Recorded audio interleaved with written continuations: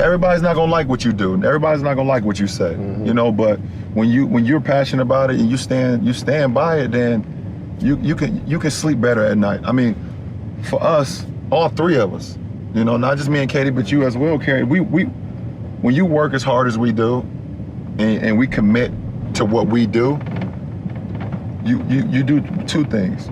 You inspire the people that want to be you or even better. Correct. And then for us individually, you got to do what makes you happy. You got to do what makes you happy. You got to get to a point where it's like people are they're gonna like, they're gonna dislike. You know, at this point now with social media, there ain't nothing but a double tap of like or dislike. You know, it's crazy. You got to have a plan. Everybody's got a dream. Everybody's got a goal. What's the plan? And your plan has got to have something I call the C5 complex. Your plan has got to be clear, concise, compelling, consistent, and committed. You got to have a plan. And when you're trying to do something that you're truly passionate about, there is no plan B. Okay. Plan B sucks. All right. Okay, so it's as simple as that. You got to have a plan. I mean, think about that for a second. 3 examples. Michael Jordan won 6 NBA championships with the Chicago Bulls because he was committed to plan A, not plan B. Oprah Winfrey became the queen of all media because she was committed to plan A, not plan B. Whatever your politics are, Barack Obama is sitting in the White House because he was committed to plan A, not plan B. Okay. Plan B sucks. A lot of so-called unhappiness is also a childish way of trying to change things by being as unhappy as you can about them. And the underlying unconscious or semi-conscious assumption is, if I'm really unhappy, somebody, perhaps God, is going to do something about it, or I'm going to prove him wrong. I'm going to show him how dreadful it is, and then finally, this is an unconscious assumption behind the unhappiness, because you believe, if you're habitually and frequently unhappy, you believe that it has a purpose. It's an underlying assumption. Perhaps you wouldn't verbalize it in that way, but you believe that it works for you. Of course it doesn't, but things are going to change, but just need to be really unhappy so that God finally, even if you don't believe in God, this can still be the mechanism, the underlying unconscious assumption behind it. It's something is going to happen. And of course the opposite is true, because the more unhappy you are with something, the more you are stuck in the situation. The world is a hurting place, and the world needs hope, and the world needs love. Without hope, we feel like, why are we here? Well, brokenness. Here's mine. Today, I still have no arms, no legs, but everything's changed. Everything. For me, I was looking for hope and happiness, and I couldn't see it for many years. In fact, if this side of the table represents my hope, truth encourages me to become all that I can be. But then we have lies every day coming in our mind, people who discourage us. You know the people that you have in your life who, no matter how good of a day you're having, they'll bring you down. Or no matter how bad of a day you're having, they'll bring you even lower. You know what I'm talking about? Think of the 3 biggest discouragers in your life. They're not your biggest discouragers. You are. You are. It only takes 3 seconds for me to tell you something discouraging, but then you may never forget my words. I've met so many 50-year-old women and 40-year-old women who still remember what their fathers told them that they wish they never heard. Words are powerful. When you hear those words and then your mind starts growing with these lies, Nick, you're not good enough. Nick, just give up. Nick, you're never going to get a job. You won't get married. You can't even hold your wife's hand. What kind of a father are you going to be if you can't even pick up your kids when they're crying? You're alone. Sure, your parents hug you, but their hugs can't heal you. Just give up. Just give up. Just give up. Just give up. Just give up. At age 8, I thought that I should commit suicide. Why? Because I didn't have hope. I thought I didn't have hope. Today you can see that I had hope. What's the word? Believing in something you do not see. Faith. Words can only do so much. Hugs can do much more than words. But when hugs can't do anything, that's where faith kicks in. For me, words and hugs were not enough, but I had no faith. One of the things I advise entrepreneurs to do is when you have an idea, a classic entrepreneurial impulse is to hold the idea close to you and not go tell people because, oh, the idea is so special. Right. That's almost always a mistake. Go talk to Why is that a mistake? Yeah. It's a mistake because your actual real competitive advantage is not that you have this idea that you have locked away in your closet, which may or may not be accurate and you have no idea which it is. Your actual competitive advantage is if you're assembling the intelligence around, does this idea work? What is the right teams? What is the right learnings? And we're essentially in motion. But understand that naturally nobody is interested in your idea. The world could care less, and you have to persuade them, and you have to show that you're the one person out there that can do it. How you do what you do is more important than what you do. You could have a store serving customers with this or that, which perhaps would not be regarded as a very important job, and yet if that is done with a quality of presence where every customer who comes into your store, you give this person, just an example, your fullest attention, you appreciate him or her as a human being, you see how you can best serve him or her in the present moment, that is quality. And then you would be improving. Everybody who comes into contact with you would somehow experience a small lifting in their being, in consciousness. And so that you could create even a person with a relatively simple job could contribute in that way to creating a better world. People say you have to have a lot of passion for what you're doing, and it's totally true. And the reason is because it's so hard that if you don't, any rational person would give up. It's really hard, and you have to do it over a sustained period of time. So if you don't love it, if you're not having fun doing it, you don't really love it, you're going to give up. I made in my mind as a young guy, I wanted to become world-class at something. I just had to find out what the something was going to be. And the very first time that I walked into a Wall Street trading room, I knew this is it. The ticker tape is rolling, the phones are ringing off the hook, people are screaming and shouting out orders, bodies are flying all over the place, and what looked like chaos to anybody else, I could see the natural rhythm in it. It was like I was reading a sheet of music, and I knew this is where I'm supposed to be. I kept coming back. I wore one branch manager down to the point that he says to me, Gardner, based on persistence alone, we're going to give you a shot. Man, I quit my job. That was all I wanted. I went home and I told my ex, you know what? You said I couldn't do it, but guess what? I start in 2 weeks. It's very rewarding when you work on something you think is going to make a big difference. And yeah, it's a little bit harder, but I think the passion that one might bring with it brings so much more energy to that you're more likely to succeed. When it comes to changing the world, what I learned from Steve Jobs is if you believe in a Macintosh, if you believe in iPhone, iPod, iPad, if you believe enough, then you will see it because other people will believe in it. Other people will create software. Other people will create products.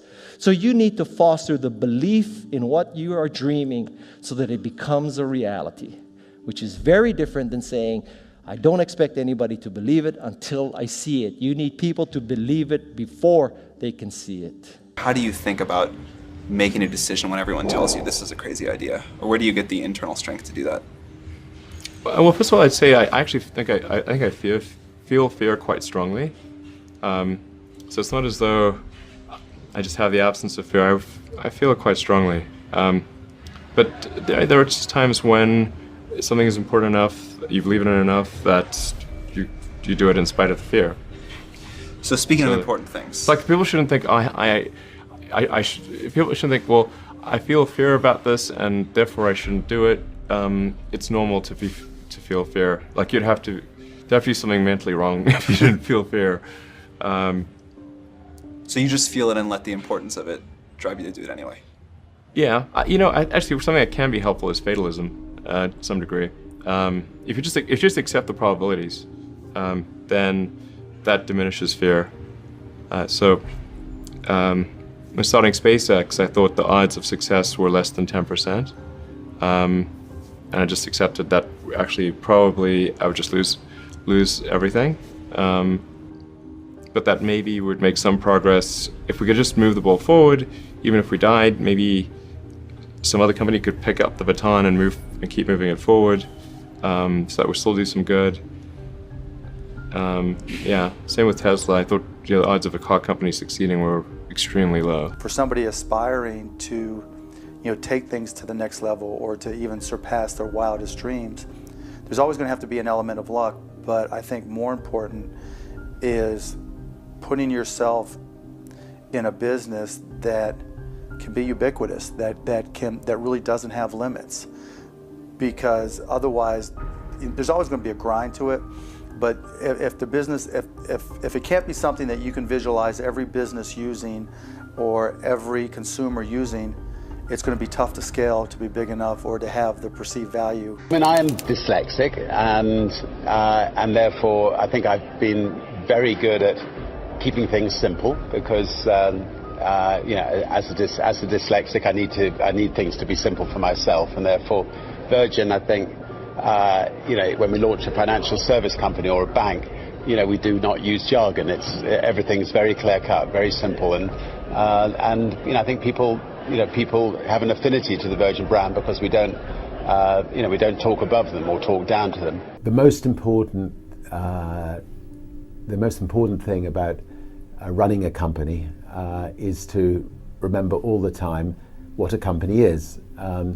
A company is simply a group of people. And as a leader of people, you have to be a great listener, and you have to be a great motivator. You have to be very good at praising and looking for the best in people.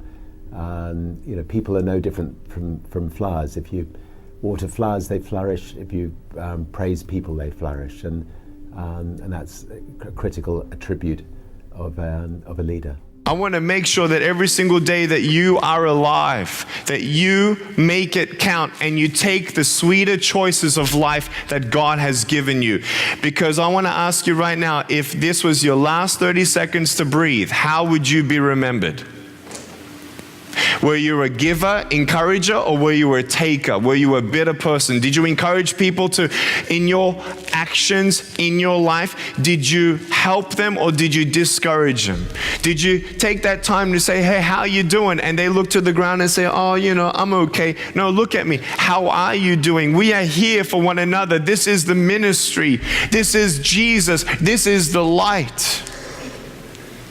And I want to tell you, I'm sure that if any one of us was at a road and there was a 3-year-old kid in the middle of the street sitting down playing with rocks on the street, and a bus was coming and the bus was about to kill him, you have plenty of time to get up off your seat, go save that kid. Will you save that kid? Of course you will. You don't know his name, you're going to save that kid. You don't know his religion, you're going to save that kid. You don't know his sexual orientation, you're going to save that kid. Because why? We are the light and love in the bridge to Jesus Christ. We need to understand that it's not just doing what we think we need to achieve or have. Some people think that things get easier when you get married. Go talk to some married people. Some single people are like, oh, I'm not happy, but I know I'm going to be happy when I get married. Dude, if you ain't happy single, you ain't going to be happy married. Can you hear an amen? Yeah, you guys already know it, right? You got to talk that. So what do you want? How do you act? Who are you? Make today count. Dream big and never give up. A lot of people come to me and they say, well, I want to be an entrepreneur. And I go, oh, that's great. What's your idea? And they go, well, I don't have one yet. And I say, well, I think you should go get a job as a busboy or something until you find something you're really passionate about, because it's a lot of work. And I'm convinced that About half of what separates the successful entrepreneurs from the non-successful ones is pure perseverance. It is so hard. You pour so much of your life into this thing. There are such rough moments in time that most people give up. I don't blame them. I mean, it's really tough, and it consumes your life. I mean, if you've got a family and you're in the early days of a company, I can't imagine how one could do it. I'm sure it's been done, but it's rough. I mean, because it's pretty much an 18-hour-a-day job, 7 days a week for a while. So unless you have a lot of passion about this, you're going to not survive. You're going to give it up. So you got to have an idea or a problem or a wrong that you want to right that you're passionate about. Otherwise, you're not going to have the perseverance to stick it through. And I think that's half the battle right there. It's hard to remember how bad it was, in early 80s, with IBM taking over the world with the PC, with DOS out there. It was far worse than the Apple II. And they tried to copy the Apple II, and they'd done a pretty bad job, and you needed to know a lot. And so things were kind of slipping backwards. And Macintosh was, you saw the 1984 commercial. I hope you have that in your archives. Macintosh was basically this relatively small company, in Cupertino, California, taking on the Goliath, IBM, and saying, wait a minute, your way is wrong. This is not the way we want computers to go. This is not the legacy we want to leave. This is not what we want our kids to be learning. This is wrong, and we are going to show you the right way to do it. And here it is. It's called Macintosh, and this is so much better that it's going to beat you. And we are going to do it. And that's what Apple stood for. You already know who you are. And that piece that we're after lies somewhere beyond personality. Your need for acceptance can make you invisible in this world. Don't let anything stand in the way of the light that shines through this form. Risk being seen in all of your glory. And oftentimes the best methodology is to start with the perfect experience with just one person, get that right, and then figure out how to scale something great. Instead of scaling something not so great and then trying to improve it, that's really hard to do. Lots of people do not have the courage to try to start a business. And all I would say, I've written a book called Screw It, Just Do It. And it basically is trying to say to people, just give it a try. Actually, sometimes a very, very small amount of money is all that's needed to start a company. I mean, my mother found a bracelet on the street and she handed it into the police station, and after 3 months the police let her sell it, and the couple of $100 was really critical at a critical time in the development of our business. So all I say, just give it a go, and good luck on that one. Many kids and many grown-ups do figure out over time what their passions are, and sometimes we let I don't think it's that hard. I think what happens, though, sometimes is that we let our intellectual selves overrule those passions. And so that's what needs to be guarded against. I have no education. I had no high school diploma. I didn't even have a GED. I quit high school and halfway through grade 10. I didn't have a lot of options. I would be a dishwasher or a waiter or custodial work of some sort. So I decided I might as well go and do something creative. I decided to go to the Comedy Store, the Laugh Factory, and the Improv, all of those clubs every night, and make my $25 a pop a set. It was my version of being a waiter. It was a compromise I decided to make.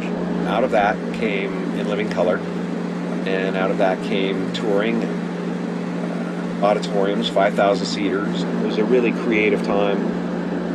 I was able to prove that I didn't have to be an impressionist, that I had a personality of my own, however abrasive it might be from time to time. But long story short, all of it came from that compromise, from that deciding to do what I didn't want to do. The things you can't do, or the things you're not allowed to do. Like if the executives come and say you can't do that, whatever it is, it's too expensive. You get angry, you get out of your mind about it because you've been clinging to this concept and this image that you have of how it should be done. And invariably, most times, after that storm has passed and and you actually sit down and go, okay, we can't do it that way, how can we do it? You end up with something even better than what was there before. And you go, that's the universe, that's how it works. Just like relationships, like everything. The thing that is taken away, and you're clinging to, and you're trying to fix, and you're trying to secure it, make sure it doesn't go away. You think your life will be destroyed, everything will be ruined. And it's just the universe going, no, I have something better for you. Just have faith. Sometimes compromise is actually the way to get to what you want. In areas of choice, you need to work on your weaknesses. For example, let's say I'm lazy. That's an area of choice. I'm not naturally lazy. I'm just lazy. It's a choice. So I need to work on that because in areas of choices, you can make vast improvement and you can make fast improvement. I've never heard this distinction, by the way. Yeah. Hugely helpful. Oh yeah, in choices. So attitude. Let's say I have a lousy attitude. One day I wake up and I say, this isn't getting me anywhere. I got to have a good attitude. You can go from a 0 to a 10. I mean, almost over. I mean, you've seen people that you just say, my gosh, overnight they just got good and happy. You know what I'm saying? Okay, that's a choice. Vast, fast growth in choices. In giftedness, DNA, wiring, your growth is very, very small and it's very slow. So I think, for example, a person can maybe increase their giftedness skill set maybe 2 numbers. Wow. So if I'm a little bit above average, I'm a 6. If I really work hard, I can become an 8. But an 8 is powerful. Yeah. 8 has a huge return. So what I tell people is in areas of giftedness, that's where you have to work on your strengths. If I'm a 2 in something, I'm very weak in a skill. If I worked hard, I could only become a 4. I'd still be below average. So what I tell people is, you got to ask yourself, is it going to give me the return? So in the area of strengths, you got to pour yourself into the things that you're already good at because that'll really set you apart from average. Yeah.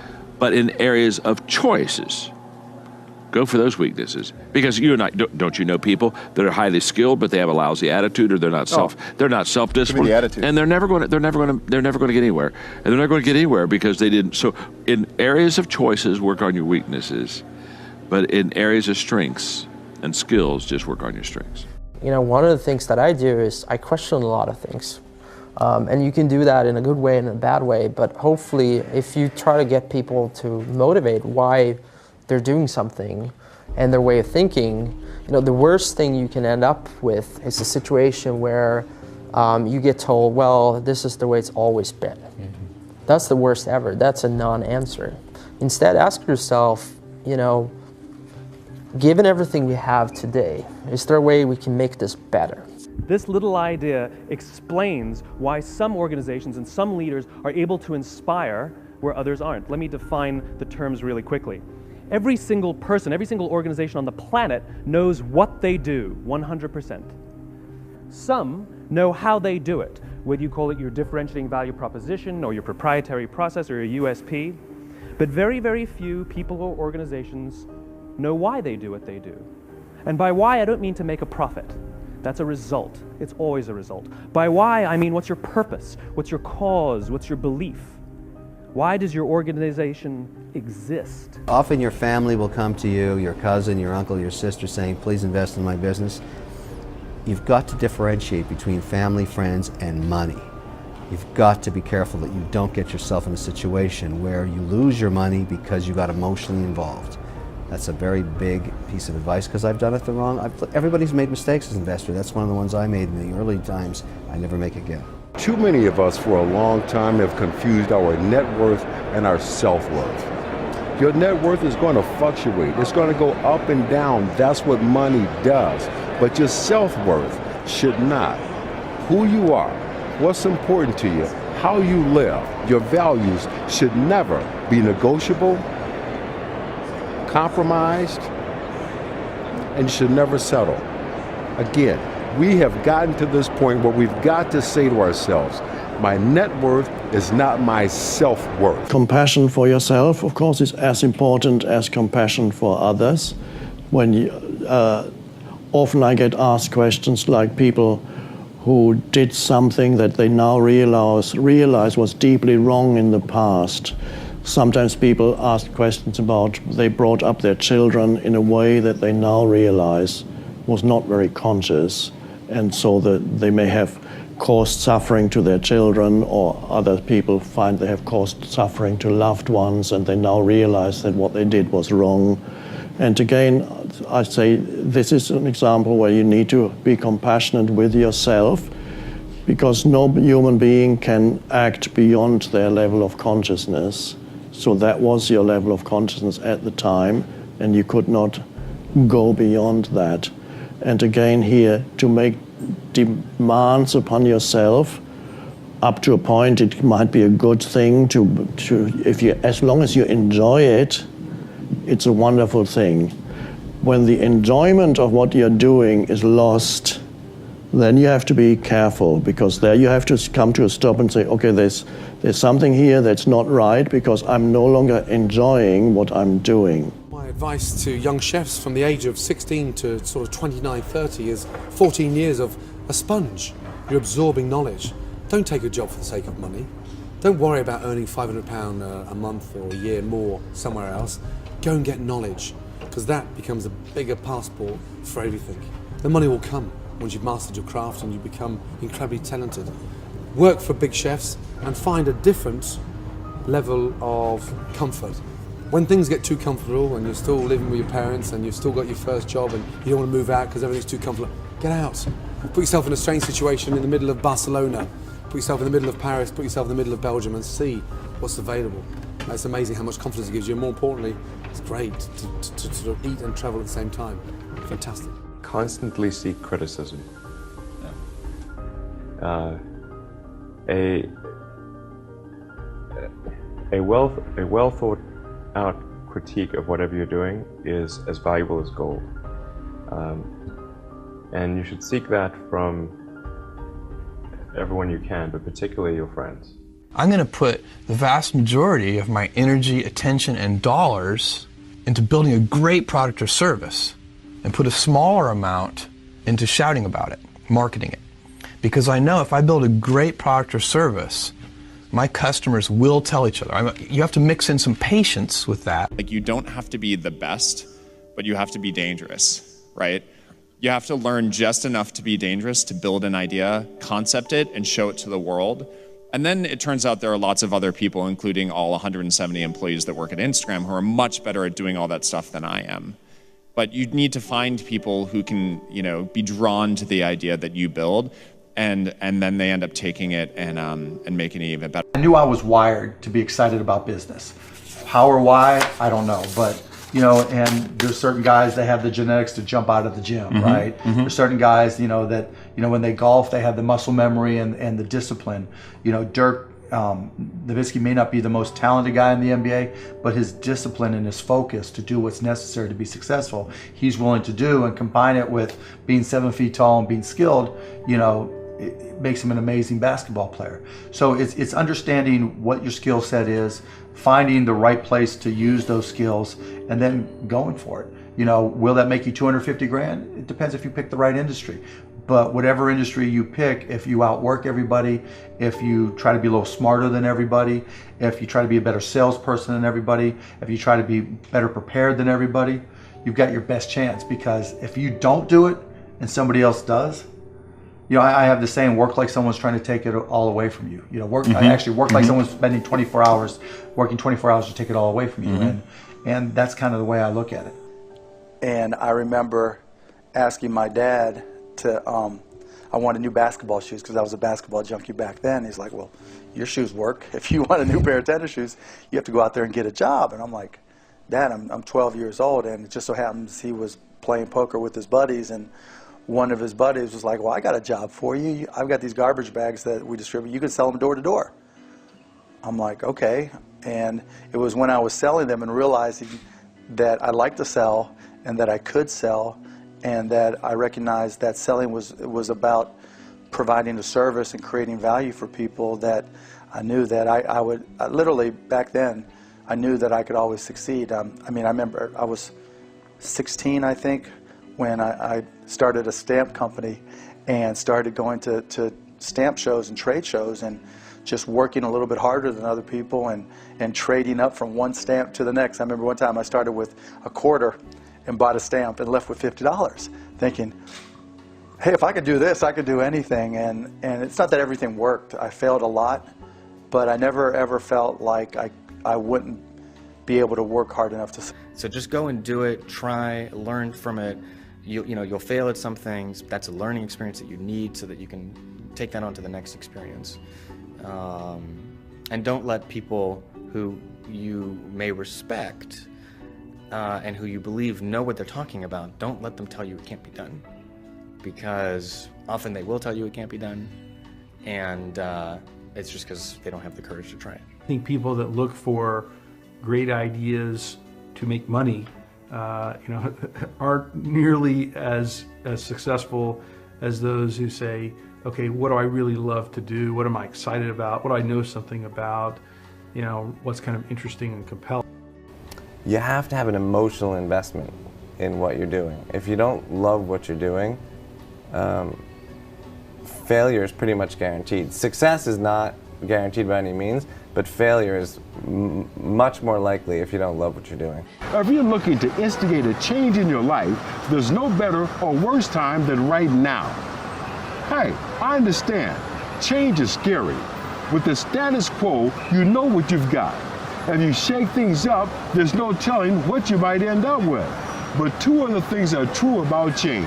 One, it's absolutely necessary for personal growth, and two, it's gonna happen. Either you can pick the time to instigate the change you want, or the change and the time will pick you. So if you happen to be one of those people who's standing on the sidelines of your dreams, waiting for that perfect moment, if you want to make that change but you just don't know if you're ready, this life lesson is for you. It's time to stop digging your potatoes and jump. If you know exactly what you want to be, you need to spend as much time with people that are actually that already. And so when we're coming up with ideas, we always ask ourselves, what kind of new market is this creating? And then also what part of my day and what problem is it solving? And so I've gone as far as taking an entire catalog of my day from the moment I open my eyes and writing down every single thing I do, and then asking myself, is there something here? If you're not coming up with 10 ideas a day, that's why I have this thing. If I'm not filling up this page every single day, then my idea muscle will atrophy. And I started this in 2001, and I still do it every single day. You have to come up with ideas every single day, or the idea muscle atrophies. The good news is, after about 6 months of doing that, you're like a machine. People get surprised at how many ideas you could just have anywhere. Don't necessarily think that you have to have the home run and the huge Apple computer on your first start. I spent a long time in my life with skills just building little devices for fun. For fun is one of the key things, because that drives you to think and think and think and make it better and better and better than you ever would if you're doing it for a company. Build things at first for yourself that you would want. When I decided to do this, I first talked to my wife, who is sitting here in the audience, and she had married a relatively stable, goofy, but still relatively stable person working at a Wall Street firm. I worked at a quantitative hedge fund, and this was a hard decision. And I was looking for the right framework in which to make that kind of important decision. And the right framework I found is a regret minimization framework. And so that's just a nerdy way of saying that you want to project yourself to age 80. And then think back over your life, and if you're 80, what are you want to minimize the number of regrets you have throughout that period of time. I think this is something a lot of people do, maybe subconsciously. Very few people probably name it regret minimization framework, because most people are healthier than that. But it was a very clear way for me to think about making that kind of life decision, and the way it helped was, I thought, okay, if I go do this thing and participate in this thing called the internet that I genuinely believe is going to be a big deal, and if I fail, am I going to regret having tried and failed? And I knew the answer to that was no. But I also knew that if I didn't try, that I would always regret that. I would always wonder, and it would haunt me, until that mythical day, which I actually hope will come. Because when you're trying to differentiate, when you're trying to do something different, there's going to be that gut moment, that gut sense. Is this right? Is this not right?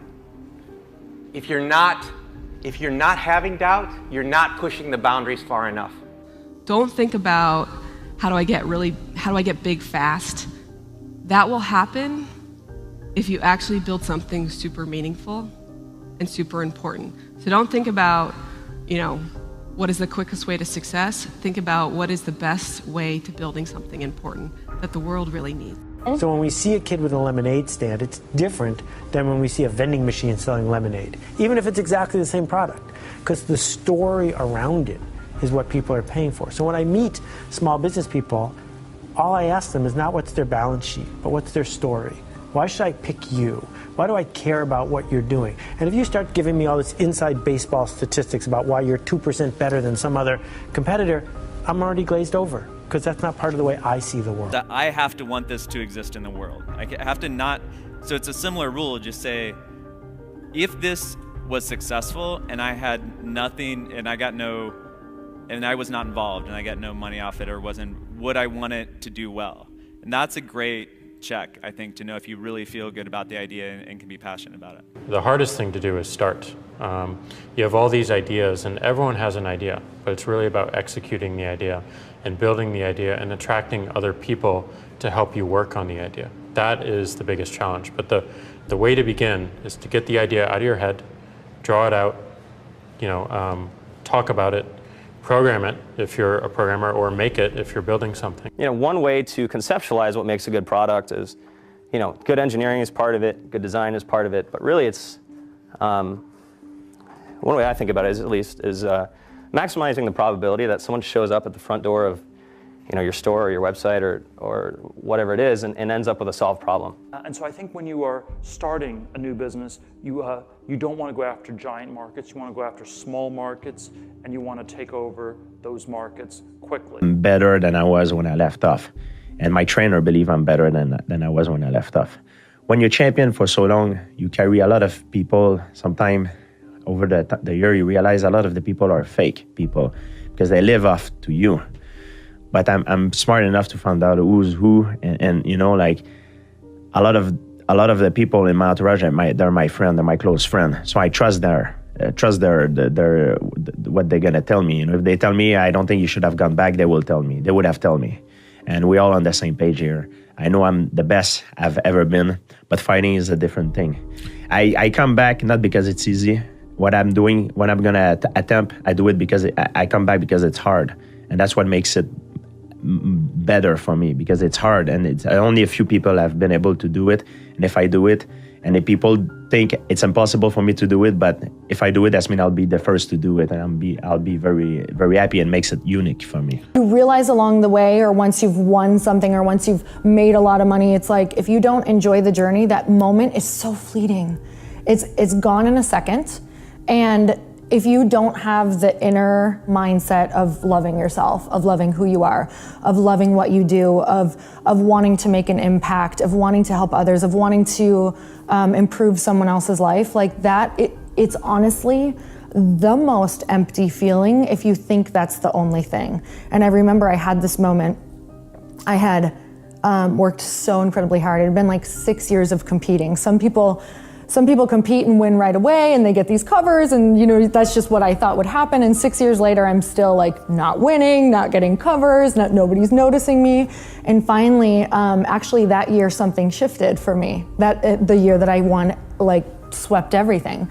And what happened is the year prior to that, I had started training other people, go figure, training them for stage, really training them a lot in my studio, really wanting other people to win, like making their wins my win. And what happened is their journey became so much mine, and I became so just immersed in making someone else's life better that next year, it was like I was so fulfilled and happy, and that just radiated. I knew that my purpose wasn't just the body. I knew that my purpose was so much bigger than this one thing, that all of a sudden I showed up on stage as a totally different person. Literally, people were like, who are you? What happened? And I had this moment of, I let go of thinking this was everything, and I actually learned that the journey is about helping other people. It's about, really loving what you do and who you are, but loving the fact that you get to do what you love for other people. And that it literally flipped on a dime for me. And that was a moment of, wow, it's never about the titles. Those things are amazing, don't get me wrong, I love them, I'm not gonna lie. But if you don't do both, if you don't use them or use them as a platform for something, they're gonna be really empty because they're just a moment.